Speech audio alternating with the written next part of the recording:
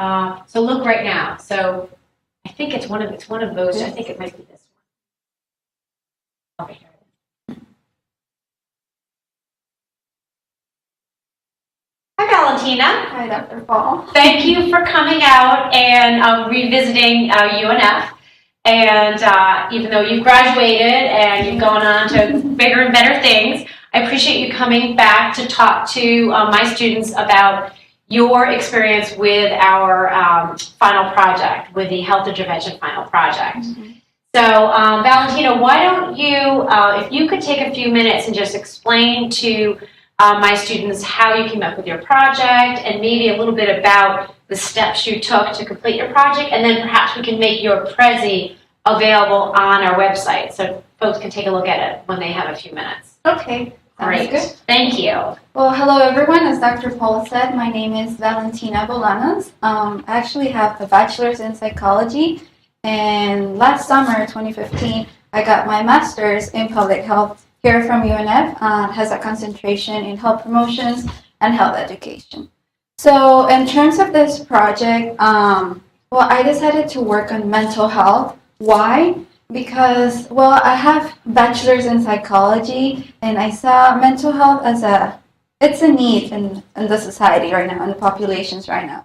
And it's starting to get more attention. So I said relevant to the project.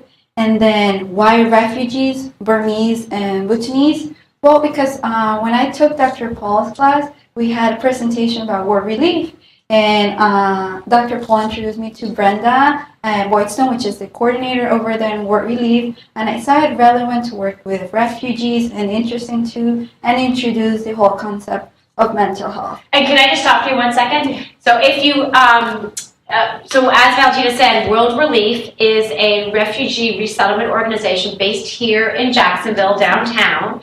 And Brenda was our coordinator. She's in charge of the ECBOs. ECBO is the Ethnic Community-Based Organization. Right, Ethnic Community-Based Organization, right. And it was a new concept, and she was very excited to have Valentina come and provide some research for her and for World Relief in general, so they could better understand the needs of the refugees. Right. Great, thank you. So talking with her, I found out that Burmese and Bhutanese are two of the highest refugees populations that they have here in Jacksonville. And of course, those are the ones with the highest need for mental health services.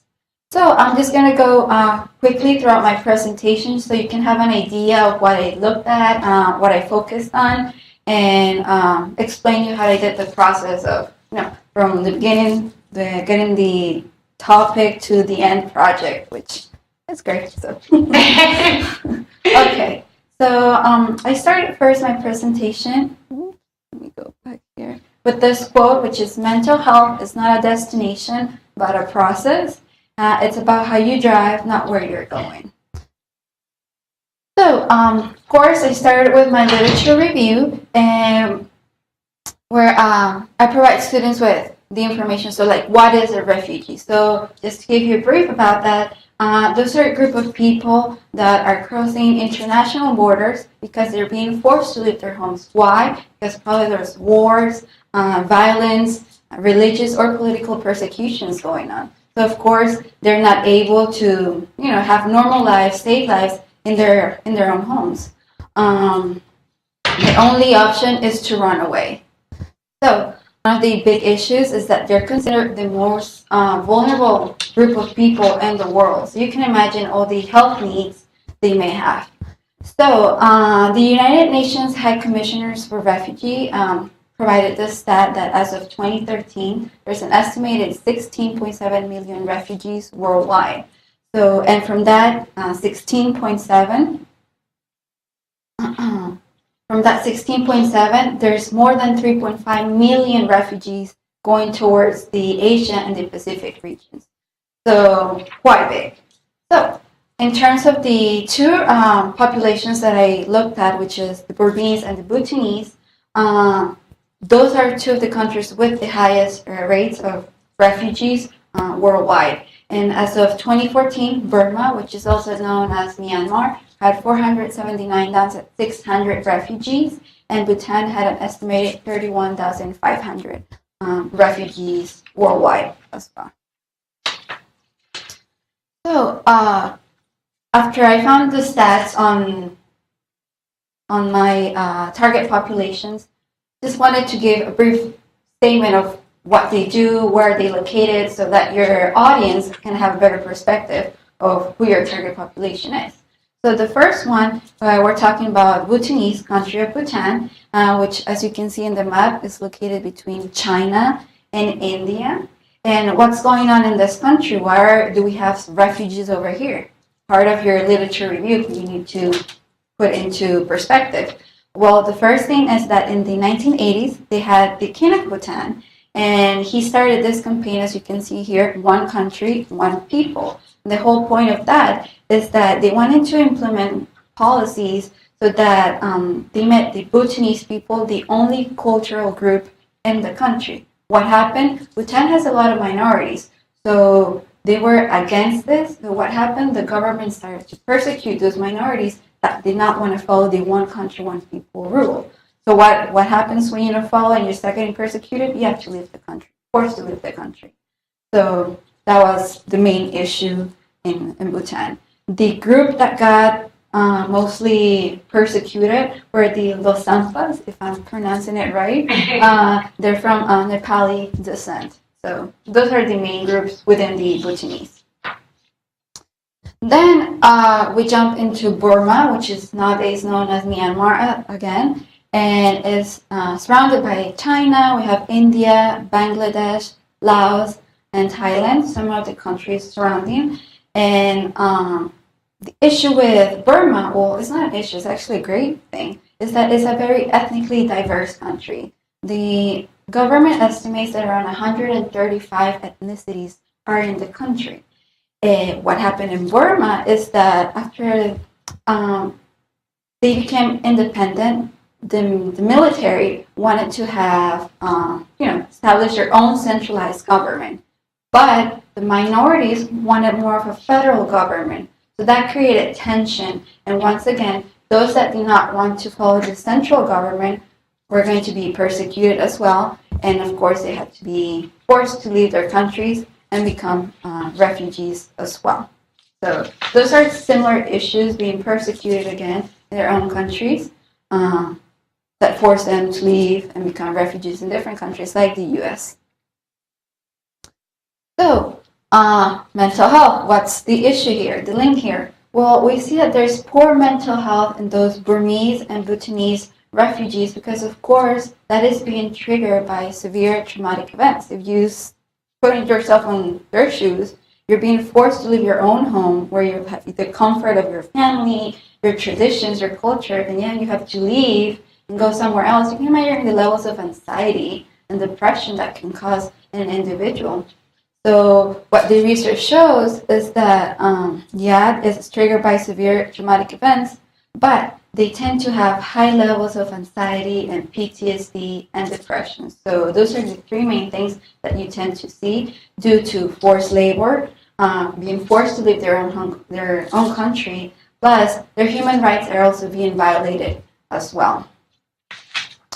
So when we are comparing the US population to refugees, they tend to have the highest prevalence rates in terms of anxiety and depression. In the US, the rates for anxiety are ranging between 7 to 10%. When we're talking about the refugees, that jumps to 42% in depression and 41% in anxiety. So you can see a big difference right there. So isolation, the whole process of resettling, is going to cause those issues. And the PTSD, some of those people have they've been in war situations. So you can imagine all the previous traumatic events that accumulate, plus the depression, plus the anxiety, leading to mental health issues overall. So quite tragic. So all this makes part of my literature review, so quite extensive. You need to touch several topics. As you can see, I started from a broad topic, and I'm slowly bringing it to smaller, so less broad. So you what do you call those? Like a cone or? Yes, exactly. So from broad to more specific. So I'm talking refugees overall, what's going on, and then I start to focus on my population, And then what is the issue within that population? Well, I'm addressing one of those. What is mental health? So you can go in smaller each time, make it more specific.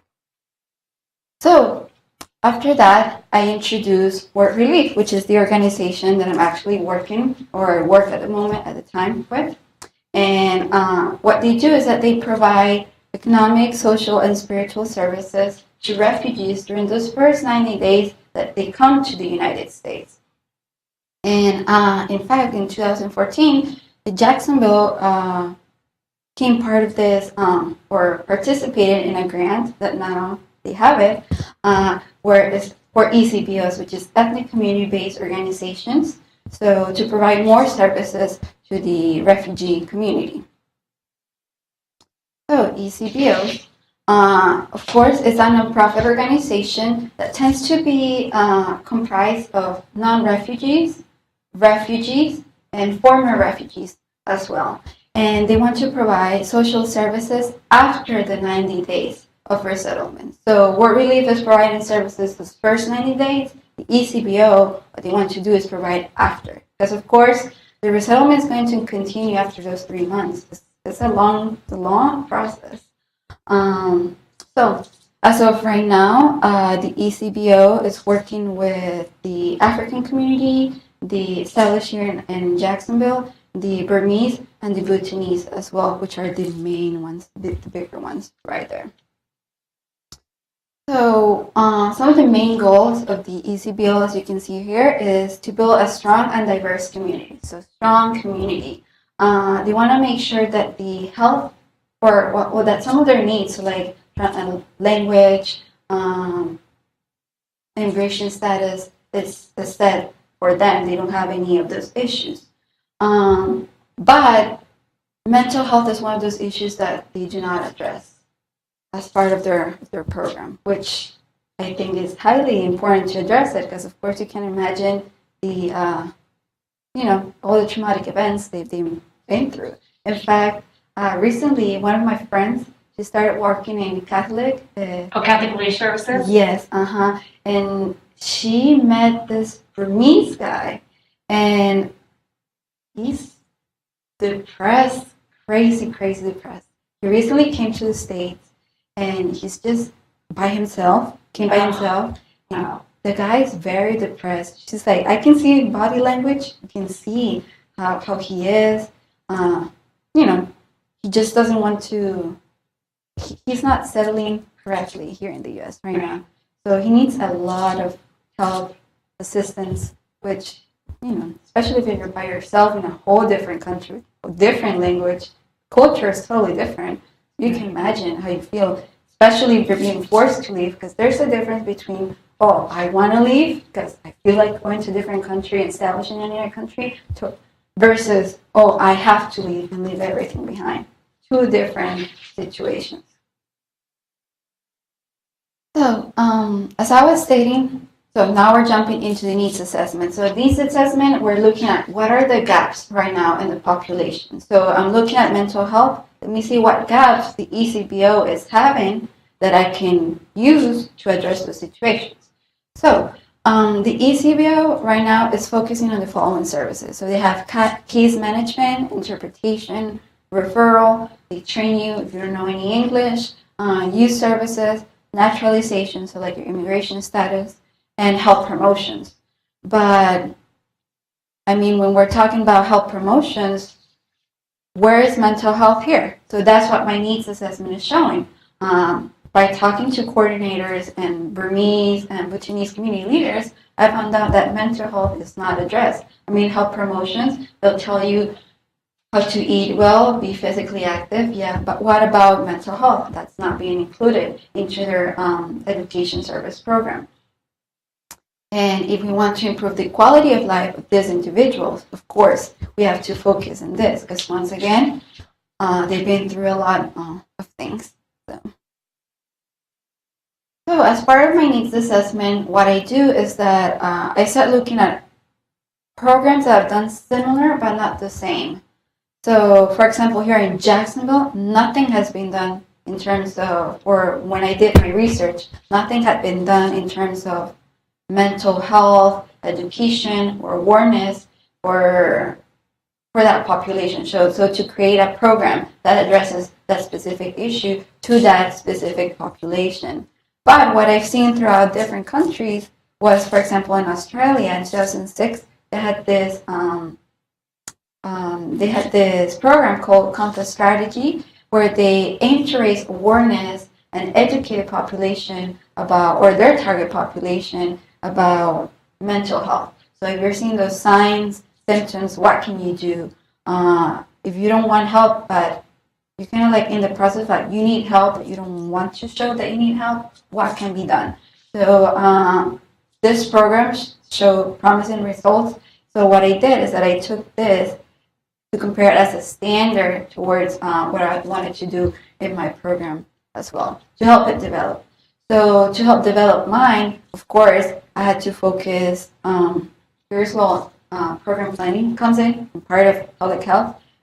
What health model you can use to help you create a health program, similar to this one, but not the same. So in my case, one of the models, well, let me check, we'll reverse. Some of the models that we have out there are the health belief model, stages of change model. So what we do, for instance, in my case, I decided to use the stages of change model, where it's telling you that individuals have different levels of readiness to achieve a health behavior. For example, in this case, some individuals may not even pay attention. No, I do not have anxiety. Why are you telling me I have anxiety? So for that population or that subgroup of population where they're telling you, I don't have anxiety, you have to target the program in a certain way so you can move them from that not wanting to accept that they have anxiety to, oh yes, I think I have anxiety. But then you have those that, oh, I think I have anxiety, but I don't want to do anything about it. You want to move them to the next phase. Oh, this makes you take some action. So that's what I ended. Stages of change model. That's the one I ended up using for my program. So when we're talking about Burmese, Bhutanese, and mental health, we need to take into account that cultural is the big part, the big piece in that puzzle. Some people, you tell them about psychologists, especially in the Western world, and they're like, okay, I'm going to go to a psychologist. But in these communities, a psychologist is like a big no. I don't want some individual to tell me, how do I feel right now, kind of thing. So it's a complete different circumstance. For example, when you ask Burmese or Bhutanese in terms of anxiety, they may describe their symptoms as feeling numb. They may say that they feel hot under their skin or that you're thinking too much. Whenever they tell you, you as the health person over here need to find that, oh, he's cueing me or she's cueing me. These are symptoms of anxiety or of depression, or this person is experiencing PTSD. So whenever you're creating your health program, you must take into account the cultural situation. So you need to study your population first. Because if I'm going to come and tell them, okay, I think you're having anxiety, that's why you can't sleep, they're like, what's anxiety? You're telling me I can't sleep? I don't get it. But if you tell them, I think you're feeling numb. Why are you feeling numb? In a terminology that they can understand and they can relate to their culture, then you're like, they become more accessible to you or to that health program because you're a stranger to them. You're not from their culture. Which brings me to another point. If you want a health program that is targeting a population that is not the same as yours, it's important for you to involve community leaders. Why? Because the community leaders, we share the same culture. If someone from my same culture is telling me this, I'm more likely to accept it that some random individual, an American here, is telling me that I need to go to a psychologist. So it's important for you to involve community leaders, address that into your project because it's an essential part of program planning and creating health programs overall. And Valentina, I wanted to share that you were able to meet with Efron, who was the leader of the Bhutanese cohort in Duval County, right, in Jacksonville. And he got me some cues. He told me what the situation was, which I would have not think about it because I'm I have a different culture, different perspective, and things that he suggested, which I will be covering later, that you can do to help them like relieve those anxiety, relieve that stress, help them with the depression or any other form of PTSD that they may have. So that's exactly as part of your key informant interviews, which that's a way for you to gather data, or for you to understand what are the gaps in the community as part of your needs assessment. So having a focus group, if you're able to do that depending on your project, so meeting people from the community that are part of that target population and learning from them, asking them questions that, of course, I mean, you're probably going to have a different perspective, but they're going to give you the real perspective because, of course, they've experienced it before. So it's important to keep that in mind as well. So when you're doing that. So go here. Let me see.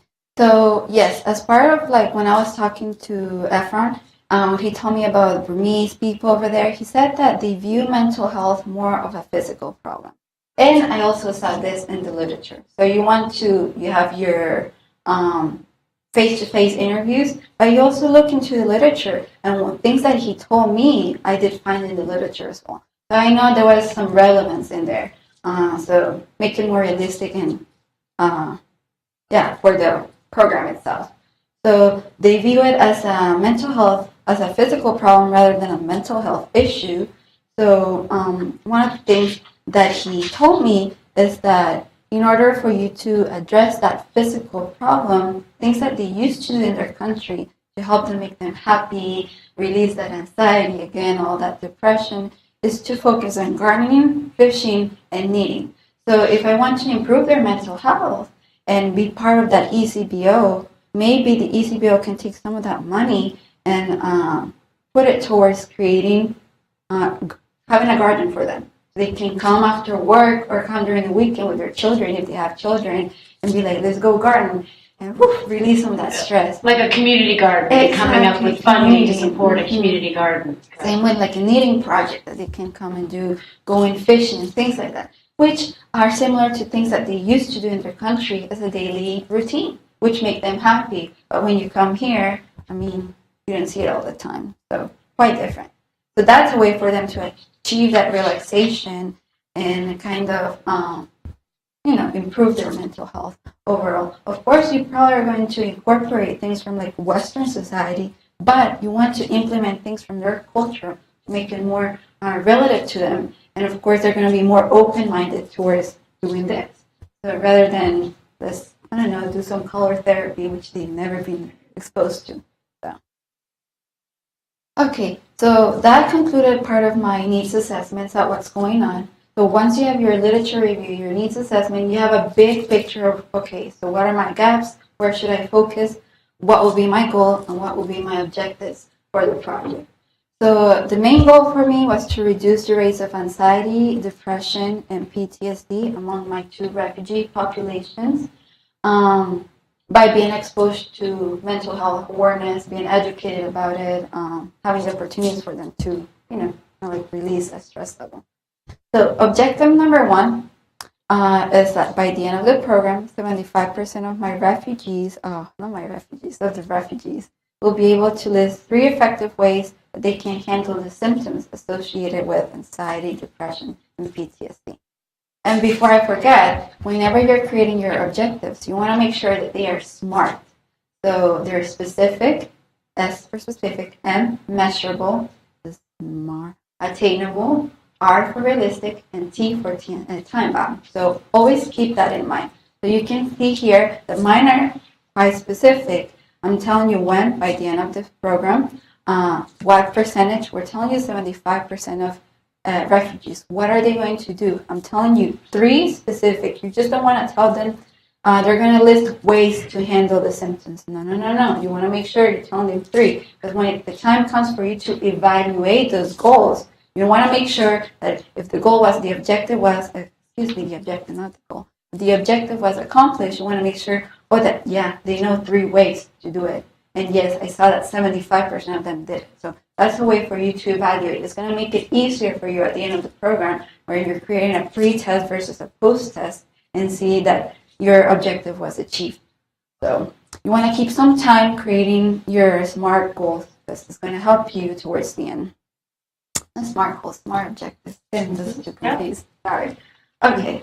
So the second one, number 2, we're talking more about an impact behavioral objective here. Is that at the end of the program, 60% of the Burmese and the Bhutanese are going to be practicing breathing exercises at least 4 times per week for at least 20 minutes or more. So that's the other one. My third one. So the 3 months after the program, all Burmese and Bhutanese refugees will be provided counseling services. So in here we're talking more about an environmental objective.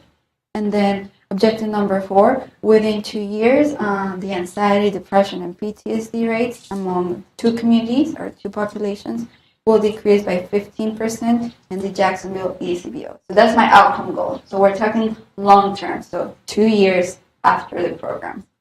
So remember, specific, smart job, and goals in there. By now you probably know that my target population are going to be adult refugees from the countries of Burma and Bhutan that are currently established here in Jacksonville and are part of the ECBO that they have going on. So we went literature review, needs assessment, and now we're talking about goals and objectives of your program. Okay, so just to give you a little bit more information about your target population, or my target population in this case, here's the Burmese community. I have some pictures right there. So they're, the official language over there is kind of like complicated because they have several languages, which I'm going to read right now, probably not pronouncing them right now, but Burmese is the official one. But since I told you before that there's like 135 different communities there, some other languages are Karen, Kachin, Chin, Chinese, Shan, let me say, Mon, Kalang, Wa, and Pali. Sorry for the pronunciation. No, that's right, you're right. But you can see quite diverse. And the main religion that they practice over there is Buddhism, but we also see Christianity, Hinduism as well. And this picture is actually my dad. He had the opportunity to go on a business trip to Burma. So this are his pictures when he was there. So, and he got invited to a wedding. He didn't even know who the people were, but I don't know, whenever they see people coming from the U.S., they're like, to invite them to weddings. So these are some of the other pictures. And I don't know, this is interesting. You see like just like white. Ooh. Oh. Oh yeah, the white makeup. The white makeup, yes, powder. It's for protection from the sun. So something different. You don't see that over here. People with like white patches here. So that's what I'm talking. They learn more their culture. They're able to associate better to them. So that was interesting to learn about that. That's so funny. The monk and the bike. So yeah, those are some more the temples. You can see religion right there. Beautiful temples. Yeah. And so yeah, a lot of pictures from them. Very funny. Okay, so from the Bhutanese, well, these are from Google Images because I don't know anyone yet that has been to Bhutan, so right. you can see them here. Also very pretty country as well. Nepali is one of the languages that they speak over there, but Zonga and Sharp, is that how you pronounce them? I'm not even sure about that. Well, those are some of the main languages over there, but Buddhism is also part of their main religion, but some people as well practice Hinduism over there. So that gives you an overview of the population that I'm addressing. So my program intervention is called Delete the Heat. Maybe you're asking why delete the heat? Kind of weird. Because if you can remember that before they express those symptoms of anxiety and depression or PTSD by saying that they feel hot under the skin. So my goal is for them to delete that heat the heat from their bodies, to remove them. So that's why it's called delete the heat. Anyway, weird name. So here's where we start talking about details of the program. So as you can already know, the type of the program, of course, is going to be a mental health program that is going to address anxiety, depression, and PTSD. Once again, my target population are the Burmese and the Bhutanese refugees. The setting, well, we're going to make an expansion in the ECBO office that's located in Jacksonville. And the length of the intervention is going to be 6 months. The sessions, we're going to have 3 times per week. And of course, each session is going to be 1 hour for them. In terms of the administration of the program, at the moment when I was doing the project, Sarmila, she was the Bhutanese leader at the ECBO, which I don't know if I could show this. They're able to see it. Maybe. Oh, no. No, wait. Camera over here. I don't know. Well, I don't know. It's gonna be, yeah. It's gonna be hard, but so I obtained this information when I met with Brenda, with the coordinator of the War Relief, and she gave me some information about who the leaders are over there in terms of the Burmese community and the Bhutanese community. And of course, I'm going to have Brenda, which she's the project manager of the ECBO, coordinator of War Relief, project manager for the ECBO program. Also, I wanted to incorporate traditional medicine healers, which apply to their culture. People from their Buddhist and Christian backgrounds, so like religious personnel that can come in and provide with their perspectives as well. You also want to have the psychologists as well, because yeah, they come with the Western point of view, but when you have this group of people, you have different perspectives. You can actually create better, not a better program, but better strategies so that they can learn how to cope with the anxiety, the depression, and things like that. And of course, translators, main issue right there. So.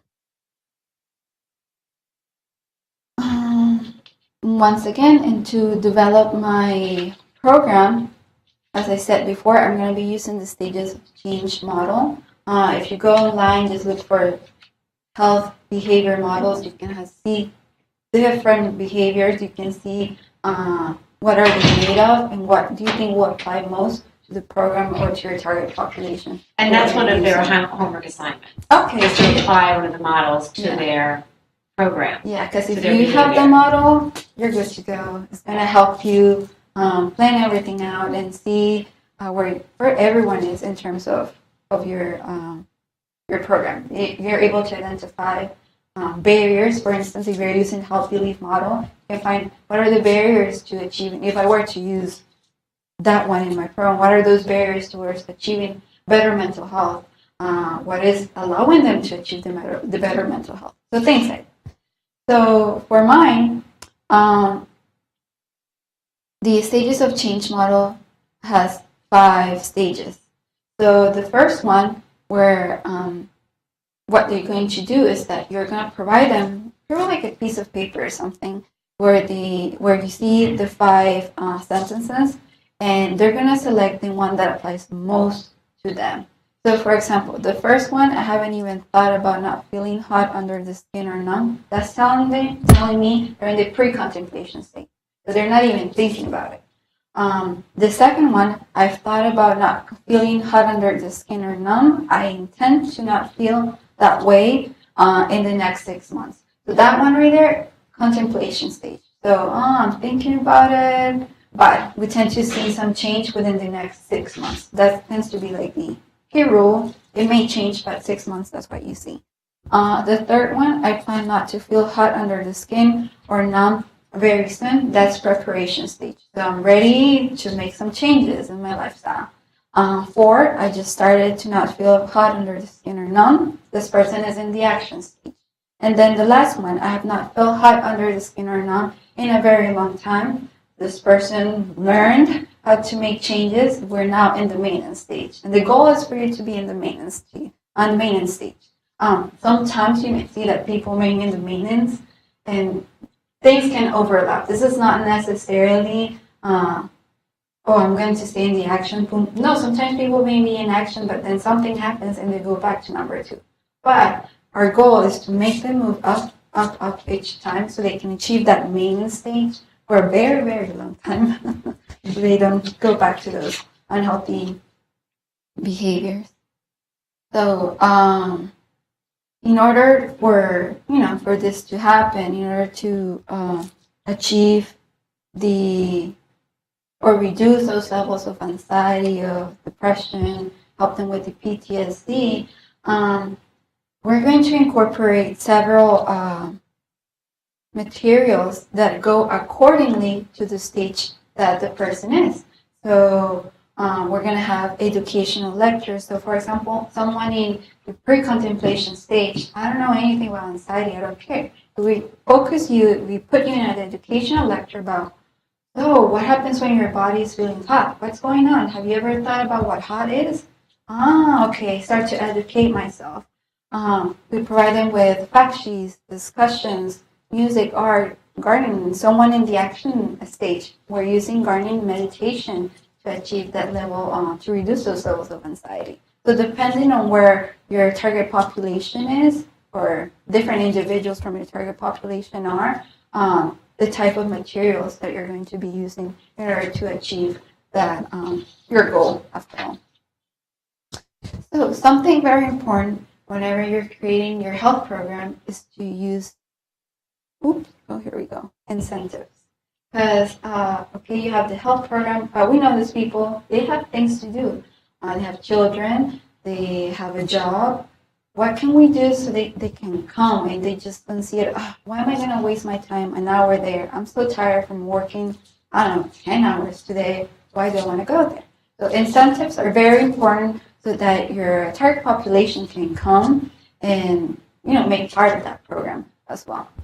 So for mine, made them quite interesting. For every time, so for the people that come, the 3 times per week for the hour session, they're going to be provided $100 plus dinner. So you don't have to go home and I need to think about how to cook. No, there you go. Of course, we understand that some of them may have children. So at the ECBO, we want to have daycare services for the time of the session. Because of course they may not come if they don't have anyone to leave their children with. And then free transportation. So some of them may not have transportation. Remember, they've been here a little bit over 90 days. Some may have, some may not. It's kind of shaky. And if you rely on public transportation here in Jacksonville, it's going to take you hours. So transportation from the ECBO to their homes and from their homes back to the ECBO. And then, let me see. Towards the end of the program, they can enter a drawing to win an iPad and a MacBook Air. So, quite interesting incentives for them to come over and do some of the activities as part of the program. So, after you have this completed, you want to focus on your evaluation. So, did something work or did it not work? We want to know. So that's why I'm telling you that whenever you're creating your objectives and your goal, your objectives have to be SMART. Because if you have them SMART, it's going to be very easy for you to evaluate your program. So for example, my objective number 1, remember, was by the end of the program, 75% of the refugees with these 3 effective ways to handle the symptoms associated with anxiety, depression, and PTSD. So one way for you to do that is to conduct exit interviews. So towards the end of the program, you meet with each individual and you ask them. You can be orally or they can write them. So tell me, what are 3 ways for you to reduce your anxiety? Boom, boom, boom. They tell you, okay, they know the material, they know things, they're good to go. So conducting an exit interview is a way for you to find out if your objective was met. Objective number 2, at the end of the program, 60% of the refugees will be practicing the breathing exercising at least 4 times per week. So a pre-test at the start of the program, post-test at the end of the program. So the pre-test, you may be asking, how many times a week do you do breathing exercise? You may put 0, 1, 2, 3, 4. At the end of the program, you do the same test, asking them the same question, and then you'll see if they are now doing 4 times per week, or if they're still at 0 times per week. And that way it can give you, if at least 60% of them are actually doing the 4 times per week. So Pre-test, post-test, that's one of the most common ways for you to evaluate your program. Then objective number 3, once again, we want to do the pre-test at the start of the program, and then post-test 3 months after the program, we can find out if those counseling services are being provided after all. And then the other one that I have, so within the 2 years of my outcome objective, I want to do another pre-test at the start of the program, and then post-test 2 years after the program to see if I did see a decrease of 15% in terms of the anxiety, depression, and PTSD. So that's a big one right there. So once you've done your evaluation, you don't want to be like, okay, 6 months, 2 years, my program's done. I'm done. No, you want to make sure that your program is being sustained. That's the whole point. Because, yeah, some people may be able to get out of improve their mental health like this. Some of them cannot. You want to make sure that this is ongoing. Because, of course, you help a group of refugees, but more are coming that are going to need the services as well. So you want it to keep on going. A good way for you to sustain the program, in my case, of course, is to keep with the support from Work Relief and keep in contact with Brenda Boydston, so she can keep showing that, we need grant money. Here are the results from the first time. We can do it again. We can do it better. So you want to keep that.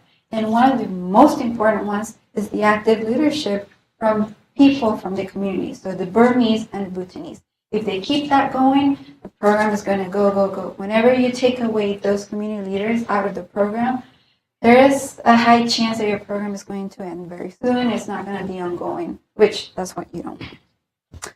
So that's like the main big thing of my program. Of course, I included a budget for total $500,000. Timeline of what everyone or when I'm going to do the resources, hire people, when is the evaluation going to happen, final evaluation, when is that going to be done, and then my references, a lot of references. So, and thank you. So that's what I did for my project overall. Takes a lot of time. You don't want to do it 2 days prior. No. Do you want to show your brochure? Yes. You can't really see it, but there's. I wonder if I could just walk towards the camera and show it. I don't know. Let's see. Okay, and Valentina as well created this cute brochure to highlight the main components of her program. I don't know. Really? No, it's too far. No, you can't see it, but I can make a copy of it, and if that's okay. Yeah, that's and fine. Put it on the website. But yeah. Called Delete the Deed. Yeah, so put pictures whenever you have brochure. Make sure you have pictures. You have the important information. You don't want to make it overly crowded with information because you want to highlight the key points. Make it readable to your target audiences, to whoever you're doing it to. So that's the one I use. And I don't know.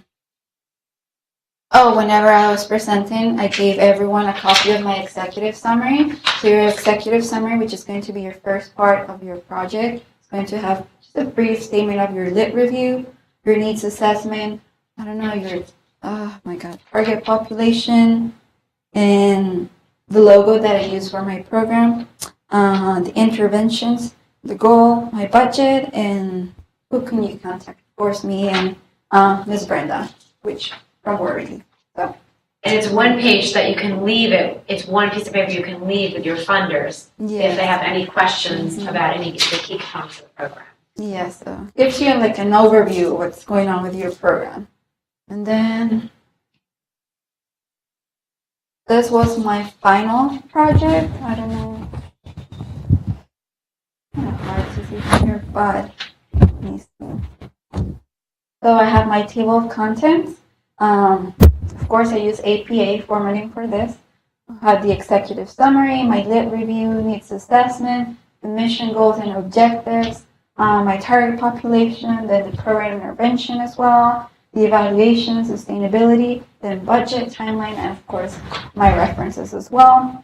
So as you can see, here's my executive summary. However, this executive summary is a little bit more lengthy than the one that you give to everyone, because of course more in depth for the project here. Literature review. So I started abroad talking about refugees, what's going on, some of the stats, and then I go into talking about specifically about those two populations, which are the Bhutanese and the Burmese. Then what is the connection between the Burmese, Bhutanese, and refugees here in the U.S.? So I introduced the Refugee Act that, it's allowing refugees here in the United States. Then, okay, so we have refugees, my target population, what's the connection here in the U.S., what's an organization here in the U.S.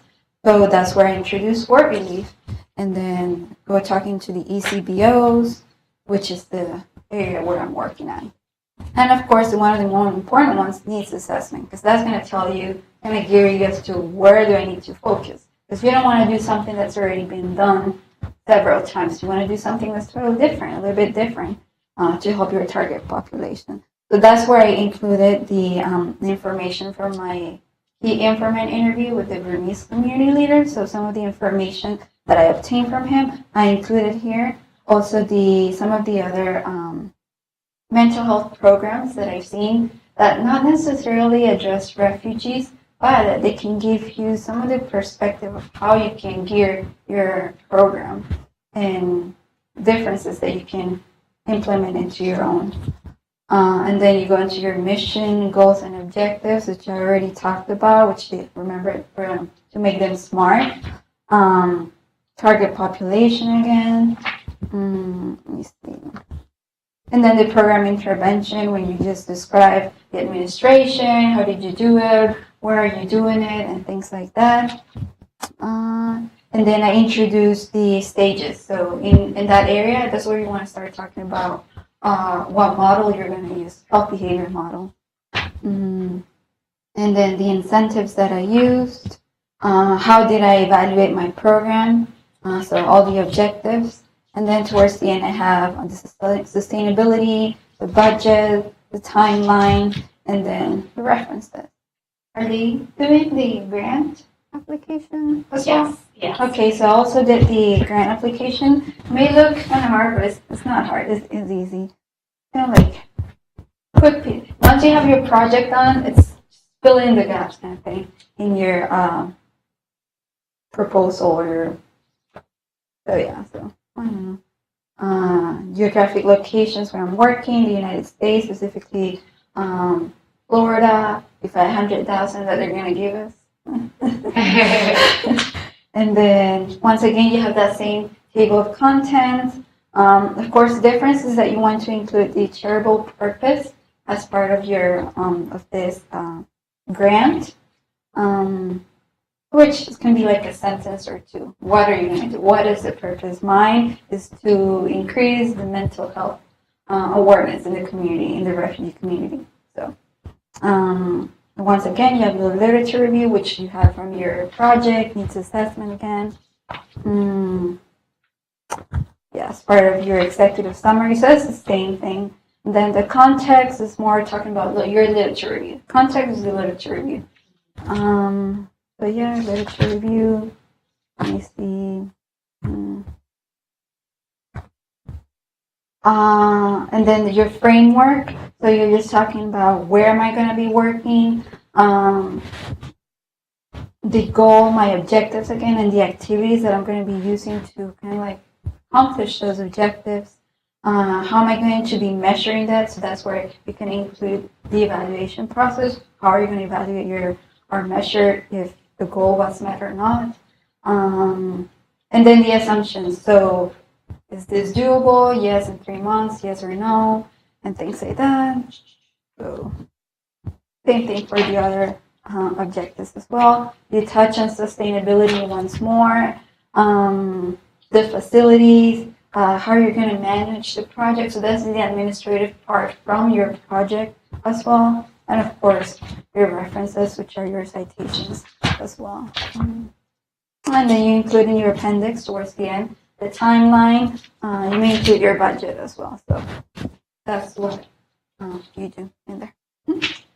Great. Well, thank you so much, Valentina, for spending so much time working with us on explaining your project. It was extremely comprehensive, and it was a realistic, a real-life project. That's why I thought it'd be interesting to share with everyone, all the students who have not yet delved into their project. Right. But this was fantastic. You took it to such a level that I thought it's something that we can all learn from. Right. So thank you for going through it with such minute detail. It was fabulous. You're welcome. Good luck, everyone. Thank you.